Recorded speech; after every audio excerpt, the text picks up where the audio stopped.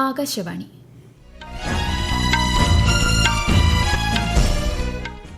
നമസ്കാരം. വാർത്തകൾ വായിക്കുന്നത് കൃഷ്ണ പ്രകൃതി.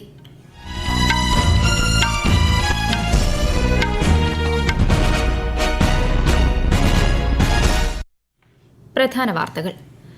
കാർഷിക ഉപകരണങ്ങളുടെ GST നിരക്കുകൾ കുറയുന്നതിന്റെ പ്രയോജനം കർഷകർക്ക് ഉറപ്പുവരുത്തണമെന്ന് കേന്ദ്രമന്ത്രി ശിവരാജ് സിംഗ് ചൌഹാൻ. രാജ്യത്ത് പുതിയ ചരക്ക് സേവന നികുതി നിരക്കുകൾ തിങ്കളാഴ്ച മുതൽ പ്രാബല്യത്തിൽ.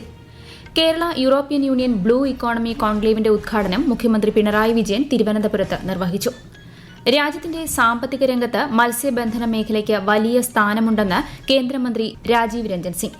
മത്സ്യബന്ധന മേഖലയിലെ ക്ഷേമം ലക്ഷ്യമിട്ടാണ് സാഗർമാല പദ്ധതി രാജ്യത്ത് കൊണ്ടുവന്നതെന്ന് കേന്ദ്രമന്ത്രി സർബാനന്ദ സോനോവാൾ.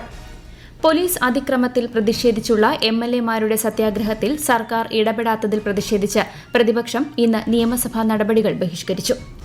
ഏഷ്യ കപ്പ് 2020 ക്രിക്കറ്റിൽ ഇന്ത്യ ഇന്ന് ഒമാനെ നേരിടും. മത്സരം രാത്രി 8 മണിക്ക്. വാർത്തകൾ വിശദമായി.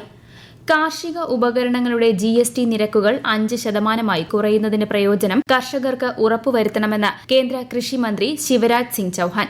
കാർഷിക മേഖലയിലെ GST പരിഷ്കാരങ്ങളെക്കുറിച്ച് ചർച്ച ചെയ്യാൻ ന്യൂഡൽഹിയിൽ ചേർന്ന യോഗത്തിന് അധ്യക്ഷത വഹിക്കുകയായിരുന്നു അദ്ദേഹം.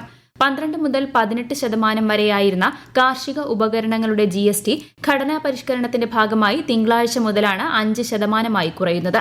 കർഷകർക്ക് ഗണ്യമായ വരുമാന വർധന ഇതിലൂടെ ഉണ്ടാകുമെന്നും ശ്രീ ശിവരാജ് സിംഗ് ചൌഹാൻ പറഞ്ഞു. उत्पादन बढ़ाने के लिए भी मशीनें जरूरी है. ट्रैक्टर हो, हार्वेस्टर हो, थ्रेसर हो, पावर टिलर हो, छोटी मशीनें हो, ये जरूरी है और इससे लागत भी घटती है. लेकिन ये घटी हुई GST की दरों का लाभ सीधे किसान तक पहुंचे, इसलिए आज मैंने एक बैठक बुलाई थी. പുതുക്കിയ GST നിരക്കുകൾ പ്രാബല്യത്തിൽ വരുന്നതിന് മുന്നോടിയായി കേന്ദ്ര ഉപഭോക്തൃകാര്യ മന്ത്രാലയം ഉൽപാദകർക്കും ഇറക്കുമതിക്കാർക്കും വിതരണക്കാർക്കുമായി മാർഗനിർദ്ദേശങ്ങൾ പുറപ്പെടുവിച്ചു. ഈ മാസം 22 മുൻപ് നിർമ്മിച്ച ഇനിയും വിൽക്കാനുള്ള ഉൽപ്പന്നങ്ങളിൽ പുതുക്കിയ വില സ്റ്റിക്കറുകൾ പതിപ്പിക്കണം. പാക്കേജിൽ പഴയ MRP വ്യക്തമായിരിക്കണമെന്നും നിർദ്ദേശത്തിൽ പറയുന്നു. GST പരിഷ്കരണത്തിന് മുൻപ് അച്ചടിച്ച പാക്കേജിംഗ് മെറ്റീരിയലുകളും റാപ്പറുകളും 2026 മാർച്ച് വരെ ഉപയോഗിക്കാമെന്നും പുതുക്കിയ നിർദ്ദേശത്തിൽ പറയുന്നു. രാജ്യത്ത് പുതിയ ചരക്ക് സേവന നികുതി നിരക്കുകൾ തിങ്കളാഴ്ച മുതലാണ് പ്രാബല്യത്തിൽ വരുന്നത്. പുനരുപയോഗ ഊർജ്ജ മേഖലയിൽ യൂറോപ്യൻ യൂണിയന്റെ അനുഭവ പരിചയം കേരളത്തിന് പ്രയോജനപ്പെടുമെന്ന് മുഖ്യമന്ത്രി പിണറായി വിജയൻ. തിരുവനന്തപുരത്ത് Kerala European union blue economy conclave ഉദ്ഘാടനം ചെയ്യുകയായിരുന്നു മുഖ്യമന്ത്രി. വ്യാവസായിക മേഖലയ്ക്ക് അനുകൂലമായ സാഹചര്യം സംസ്ഥാനത്തുണ്ടെന്നും വിഴിഞ്ഞം തുറമുഖം ആഗോള വ്യാപാര രംഗത്ത് സംസ്ഥാനത്തെ അടയാളപ്പെടുത്തിയതായും മുഖ്യമന്ത്രി അഭിപ്രായപ്പെട്ടു. രാജ്യത്തിന്റെ സാമ്പത്തിക രംഗത്ത് മത്സ്യബന്ധന മേഖലയ്ക്ക് വലിയ സ്ഥാനമുണ്ടെന്ന് ചടങ്ങിൽ പങ്കെടുത്ത കേന്ദ്രമന്ത്രി രാജീവ് രഞ്ജൻ സിംഗ് പറഞ്ഞു. മത്സ്യബന്ധന മേഖലയെ പരിപോഷിപ്പിക്കാൻ മത്സ്യസമ്പദ യോജന ഉൾപ്പെടെ നിരവധി പദ്ധതികൾ നടപ്പിലാക്കി വരുന്നതായും അദ്ദേഹം വ്യക്തമാക്കി. India is now the second largest fish producer globally.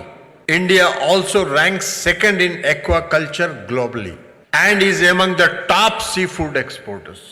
This growth is powered by modernization, infrastructure development and sustainable practices. Government of India has been extending all possible support to Kerala for fisheries development. രാജ്യത്തിന്റെ വളർച്ചയ്ക്ക് സമുദ്രമേഖലയ്ക്ക് നിർണായക സ്ഥാനമുണ്ടെന്ന് ചടങ്ങിൽ ഓൺലൈനായി പങ്കെടുത്ത കേന്ദ്രമന്ത്രി സർബാനന്ദ സോനോവാൾ അഭിപ്രായപ്പെട്ടു. മത്സ്യബന്ധന മേഖലയിലെ ക്ഷേമം ലക്ഷ്യമിട്ടാണ് സാഗർമാല പദ്ധതി രാജ്യത്ത് കൊണ്ടുവന്നതെന്നും മന്ത്രി പറഞ്ഞു. കേന്ദ്ര സഹമന്ത്രി ജോർജ് കുര്യൻ, മന്ത്രിമാരായ സജി ചെറിയാൻ, ജെ ചിഞ്ചുറാണി തുടങ്ങിയവരും ചടങ്ങിൽ സന്നിഹിതരായിരുന്നു. പോലീസ് അതിക്രമത്തിൽ പ്രതിഷേധിച്ചുള്ള MLA-മാരുടെ സത്യാഗ്രഹത്തിൽ നടപടിയില്ലെന്ന് കുറ്റപ്പെടുത്തി പ്രതിപക്ഷം ഇന്ന് നിയമസഭാ നടപടികൾ ബഹിഷ്കരിച്ചു. കുന്നംകുളം കസ്റ്റഡി മർദ്ദനത്തിൽ പ്രതികളായ പോലീസ് ഉദ്യോഗസ്ഥരെ പിരിച്ചുവിടണമെന്നാവശ്യപ്പെട്ട് 2 പ്രതിപക്ഷ MLA-മാർ കഴിഞ്ഞ 4 ദിവസമായി നിയമസഭാ കവാടത്തിൽ സത്യാഗ്രഹം നടത്തിവരികയാണ്. സർക്കാർ ഇക്കാര്യത്തിൽ തീരുമാനമെടുക്കാത്തതിൽ ശക്തമായ പ്രതിഷേധമുണ്ടെന്ന് പ്രതിപക്ഷ നേതാവ് VD സതീശൻ സഭയിൽ വ്യക്തമാക്കി. ശബരിമലയിലെ സ്വർണം കാണാതായതുമായി ബന്ധപ്പെട്ട അടിയന്തര പ്രമേയത്തിന് അനുമതി നിഷേധിച്ചതിൽ പ്രതിഷേധിച്ച് പ്രതിപക്ഷം ഇന്ന് വാക്കൌട്ടും ചെയ്തിരുന്നു. തിരുവഞ്ചൂർ രാധാകൃഷ്ണനാണ് അടിയന്തര പ്രമേയത്തിന് നോട്ടീസ് നൽകിയത്. എന്നാൽ ഹൈക്കോടതിയുടെ പരിഗണനയിലുള്ള വിഷയമായതിനാൽ നോട്ടീസ് സ്വീകരിക്കാനാവില്ലെന്ന് സ്പീക്കർ വ്യക്തമാക്കി. കോടതിയുടെ പരിഗണനയിലുള്ള വിഷയങ്ങൾ ചർച്ച ചെയ്ത കീഴ്വഴക്കങ്ങളുണ്ടെന്ന് പ്രതിപക്ഷ നേതാവ് VD സതീശൻ പറഞ്ഞെങ്കിലും അടിയന്തര പ്രമേയത്തിന് സ്പീക്കർ അനുമതി നിഷേധിക്കുകയായിരുന്നു. വിദ്യാർത്ഥികളെ മുഖംമൂടിയും വിലങ്ങും ധരിപ്പിച്ച് കോടതിയിൽ ഹാജരാക്കിയ വിഷയത്തിൽ വിഷയത്തിൽ പ്രതിപക്ഷ നേതാവിന്റെ സബ്മിഷനും സഭ ഇന്ന് പരിഗണിച്ചു. വിലങ്ങുവെച്ച നടപടിയോട് സർക്കാരിന് യോജിപ്പില്ലെന്ന് മുഖ്യമന്ത്രിക്ക് വേണ്ടി മന്ത്രി VN വാസവൻ വ്യക്തമാക്കി. ഓൺലൈൻ ഡെലിവറി നടത്തുന്ന ഗിഗ് തൊഴിലാളികളുടെ സംരക്ഷണം ഉറപ്പാക്കാൻ ബില്ല് കൊണ്ടുവരുന്നത് സർക്കാരിന്റെ പരിഗണനയിലാണെന്ന് മന്ത്രി വി ശിവൻകുട്ടി. ഇതര സംസ്ഥാന തൊഴിലാളികൾക്ക് മികച്ച സൌകര്യങ്ങളാണ് സംസ്ഥാനത്ത് ലഭിക്കുന്നതെന്നും അദ്ദേഹം നിയമസഭയിൽ പറഞ്ഞു. തൊഴിലാളികൾക്ക് മിനിമം വേതനം ലഭിക്കുന്നുണ്ടെന്ന് ഉറപ്പാക്കാൻ ജില്ലാ ലേബർ ഓഫീസർമാരുടെ നേതൃത്വത്തിൽ പരിശോധനകൾ നടക്കുന്നുണ്ടെന്നും മന്ത്രി വ്യക്തമാക്കി. നിയമസഭയിലെ ചോദ്യോത്തരവേളയിൽ മറുപടി നൽകുന്നതിനിടെ ശാരീരിക ബുദ്ധിമുട്ട് അനുഭവപ്പെട്ട മന്ത്രി വി ശിവൻകുട്ടിയെ ആശുപത്രിയിൽ പ്രവേശിപ്പിച്ചു. ആരോഗ്യനില തൃപ്തികരമെന്ന് മന്ത്രിയുടെ ഓഫീസ് പിന്നീട് അറിയിച്ചു. ഈ വാർത്തകൾ ആകാശവാണിയിൽ നിന്ന്. ആകാശവാണി വാർത്തകളും വാർത്താധിഷ്ഠിത പരിപാടികളും all India radio news Thiruvananthapuram YouTube ചാനലിലും all India radio news Thiruvananthapuram Facebook പേജിലും AR News_ തിരുവനന്തപുരം ഇൻസ്റ്റഗ്രാം അക്കൌണ്ടിലും AR News_TVM X ഹാൻഡിലും ലഭ്യമാണ്. പൊതുസേവനവും സദ്ഭരണവും മുഖമുദ്രയാക്കി കേന്ദ്ര സർക്കാർ കഴിഞ്ഞ 11 വർഷത്തിനിടെ ഗോത്രവർഗ ശാക്തീകരണത്തിനായി നടപ്പാക്കിയ പ്രവർത്തനങ്ങളാണ് ആകാശവാണിയുടെ പ്രത്യേക പരമ്പരയായ സേവാ പർവിൽ ഇന്ന്. ലോകത്തിലെ തന്നെ ഏറ്റവും വൈവിധ്യപൂർണമായ ഗോത്ര ജനതയുള്ള രാജ്യങ്ങളിലൊന്നാണ് ഇന്ത്യ. 10,45,00,000-ലധികമാണ് രാജ്യത്തെ ഗോത്ര ജനസംഖ്യ. ഗോത്ര സമൂഹങ്ങളുടെ ശാക്തീകരണത്തിനായി പ്രധാനമന്ത്രി നരേന്ദ്രമോദിയുടെ നേതൃത്വത്തിൽ നിരവധി പദ്ധതികളാണ് ആവിഷ്കരിച്ചിട്ടുള്ളത്. साथियों, आदिवासी कल्याण हमेशा से एनडीए सरकार की प्राथमिकता रहा है. जनजातीय समाज की पढ़ाई, कमाई और दवाई, इस पर हमारी सरकार का बहुत जोर है. ഗോത്രവിഭാഗങ്ങളുടെ ഉന്നമനം ഉറപ്പാക്കുന്നതിനുള്ള പ്രധാനമന്ത്രി ജൻജാതി ആദിവാസി ന്യായ് അഭിയാനായി 24,000 കോടി രൂപയാണ് കേന്ദ്ര സർക്കാർ വകയിരുത്തിയിരിക്കുന്നത്.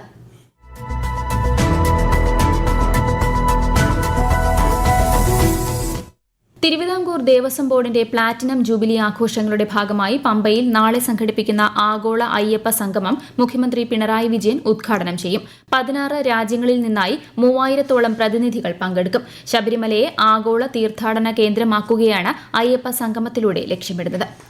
ലക്ഷദ്വീപിലെ മത്സ്യബന്ധന മേഖലയുടെ വികസനം സംബന്ധിച്ച അവലോകന യോഗം നാളെ കൊച്ചിയിൽ നടക്കും. കേന്ദ്രമന്ത്രി രാജീവ് രഞ്ജൻ സിംഗ്, കേന്ദ്ര സഹമന്ത്രി ജോർജ് കുര്യൻ, ലക്ഷദ്വീപ് അഡ്മിനിസ്ട്രേറ്റർ തുടങ്ങിയവർ പങ്കെടുക്കും. ട്യൂണ മത്സ്യബന്ധനം, കടൽപ്പായൽ, അലങ്കാര മത്സ്യങ്ങൾ എന്നീ മേഖലകളിലാണ് യോഗം ശ്രദ്ധ കേന്ദ്രീകരിക്കുക. ദേശീയ അവാർഡ് നേടിയ ഹ്രസ്വ ചിത്രം ചലോ ജീത്തെ ഹെ രാജ്യവ്യാപകമായി റിലീസ് ചെയ്തു. പ്രധാനമന്ത്രിയുടെ ബാല്യകാലം പ്രമേയമാക്കി ചിത്രീകരിച്ച ബയോപിക് ഷോർട്ട് ഫിലിമാണിത്. സ്കൂളുകളിലും 500ഓളം സിനിമാശാലകളിലും ഒക്ടോബർ 2 വരെ പ്രത്യേക പ്രദർശനമുണ്ടാകും. ലക്ഷദ്വീപിലെ വിവിധ ദ്വീപുകളിൽ സ്വസ്ഥ് നാരി സശക്ത് പരിവാർ ക്യാമ്പയിൻ ആരംഭിച്ചു.